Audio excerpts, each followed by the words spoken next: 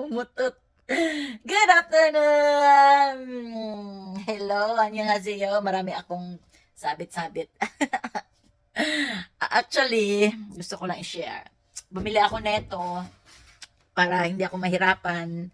Kasi bumili ako ng harap para hindi ako mahirapan kasi ang hirap-hirap ng sunod kasi delikado na kasi umaakyat na, mga ganon. Tapos inaano na hinihila na yung mga TV, yung mga wire at saka hindi pa niya alam bigla-bigla, hindi pa siya ni alam na masasaktan siya ganun. Bigla na lang magtutumba,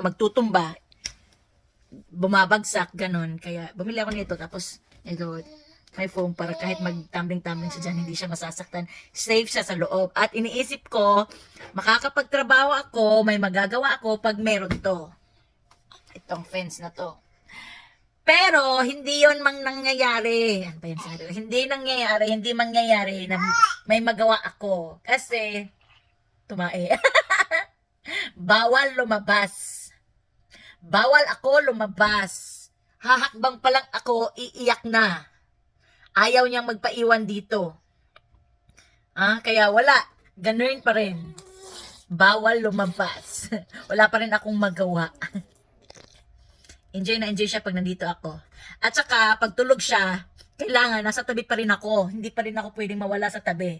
Kasi, ahakbang pa lang ako, bumangon na, sumunod na sa akin. Kahit iihi ako, tatai ako, iyak agad. Hindi mo pwedeng iwanan. Ngiti-ngiti ka dyan. Ganun siya, kalandi. Yung ate at kuya niya dati, pwede mong iwanan. Marunong maglaro mag-isa, nai-enjoy. Aray ko, nai-enjoy nila yung mag-isa silang naglalaro. Ito siya, konti lang laro na boring na, mag-iiyak, magngangawa na, hindi mo pwedeng iwanan. Puro mama, ngawa agad. Naaamoy ko na. Naaamoy ko na kung ano yung ano. Yan na, ngawa na.